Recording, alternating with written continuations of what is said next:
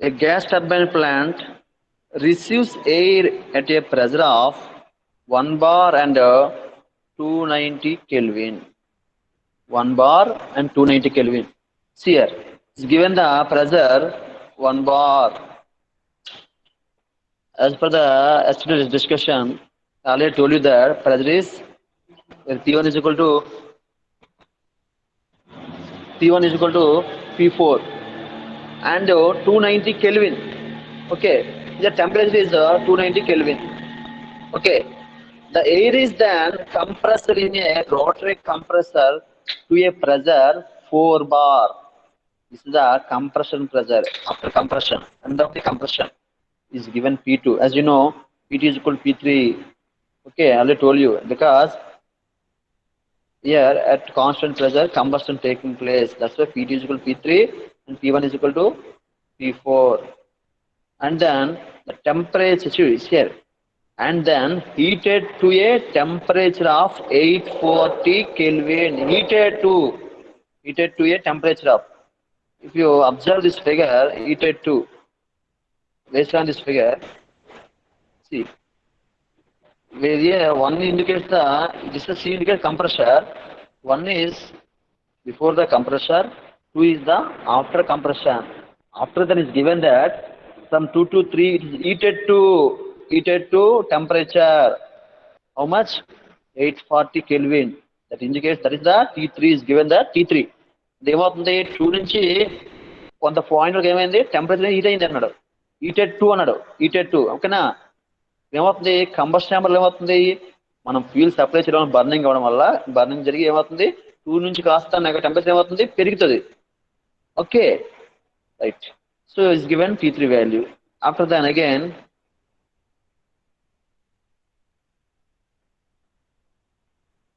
and the efficiency of compressor and turbine are 82 and 86 respectively. 82 and 86.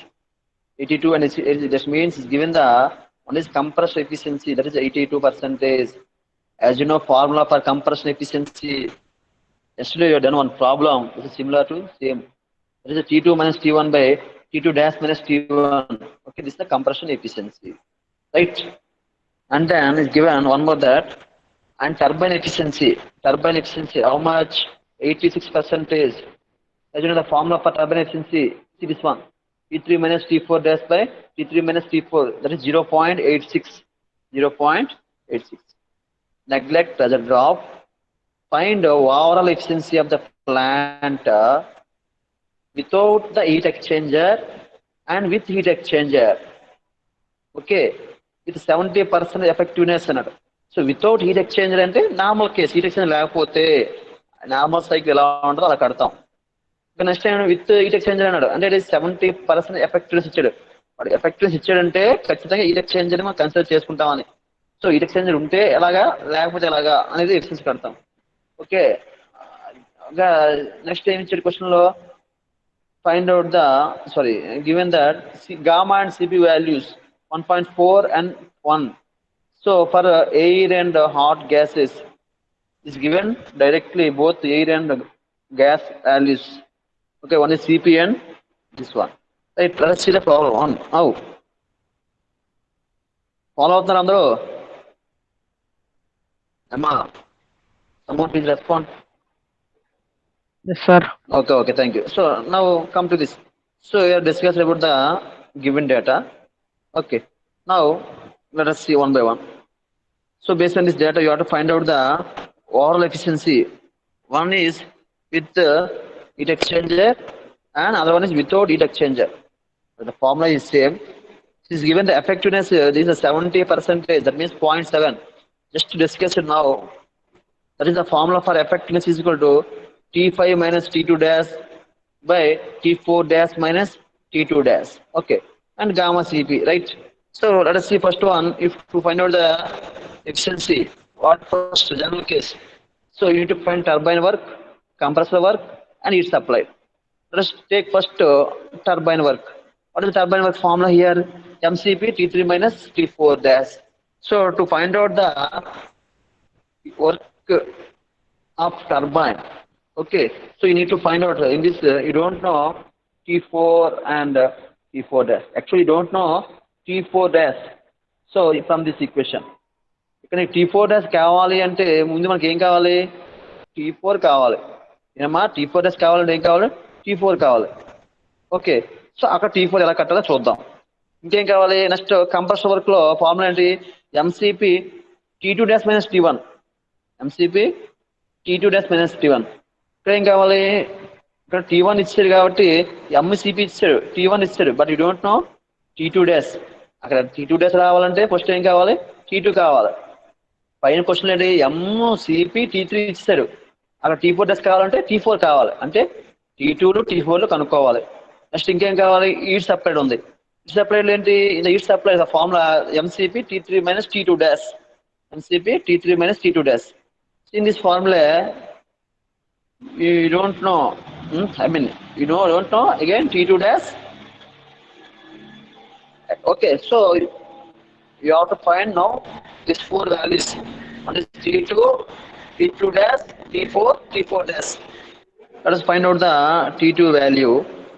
To find out the T2 value, let us use the temperature pressure relation. So you know already P2 and P1 values. Okay, already given. See here P2, this is the 4 bar and 1 bar. This you see here is the P1 and P2 is given. Okay, so if you substitute that values, you know T1 also, then you will get the T2 value. Okay, so after that, now you have to find out T2 dash value. So to find out T2 dash value, you have to use the compressor efficiency formula. In that, you know all the values. So substitute all the values T1 and T2, where T2 dash is the unknown. You will get that value, right? Then now come to see like that you will get the T2 dash value. You know. Similarly, you have to find out T4 and T4 dash. Again, to find out the T4, apply the temperature pressure relation. You know already P4 and P3 values, that is 1 bar and 4 bar. You know gamma value, you know T3 value. So by substituting, you will get the T4 value, right? Still, you have to find out the T4 dash.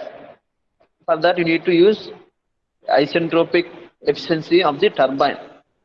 So in that, you know T4 and in the data is given T3. So the T4 dash is the only unknown. Remaining you know, right? So by substituting, you will get the T4 dash value, that is 603.8 Kelvin. Now, once you get to T4 dash and T4, you can easily find out the turbine work. You know all the values, you will get the turbine work. Similarly, you can find out the compressor work. You know CP T2 dash minus T1. The CP value is 1 kilojoule per kg Kelvin. You will get the compressor work. Similarly, now you can find the turbine work. So you already get the both compressor and the turbine work. Substitute here, you will get the turbine work. Okay, like that you will get. Similarly, you can find out the heat supply also. Heat supply is equal to same formula, MCP T3 minus T2 dash. You know all the values. You know all the values. Just substitute. T3 and T2 dash. Okay, you'll get the heat supply. Once you get heat supply also, you can find out the wall efficiency for the ideal open cycle. That is network and heat supply. You know all the values. You'll get the final value. Now, this is the up to case 1, that is without regenerator. Now you have to find the efficiency by using regenerator. That means you have to consider effectiveness. Okay. So the only change for regeneration is output. Network is same. The only input is reduced. The input here. So in the for general case, yes, see here. This is the heat input heat supplied for the general case without regenerator. That is T3 minus T2 dash. But if you provide the regenerator, the efficiency, sorry, the input heat supplied is T3 minus T5. Just replace T2 dash with T5. So we know all the values. We know network gain already. We know T3. You know MCP. Just you have to find out the T5 value. So to find out the T5 value, you have to use the effectiveness formula. You know effectiveness formula. You know effectiveness value. What is the formula? See here. The effectiveness formula. See T5 minus T2 dash. T5 minus T2 dash by T4 dash minus T2 dash. T5 minus T2 dash by T4 dash minus T2 dash. So this is the effectiveness formula. It's the same formula. So you know in this you know all the values except T5. Okay. So substitute all the values here. See, this is the in this you know all the values. Follow up, Nara. Please respond. Yes, sir. Okay, thank you. So except T5, you can find. I mean, you know all the values, so you can easily find out the T5 value. Once you get the Yes, sir. T5, okay, you can find out the it's applied.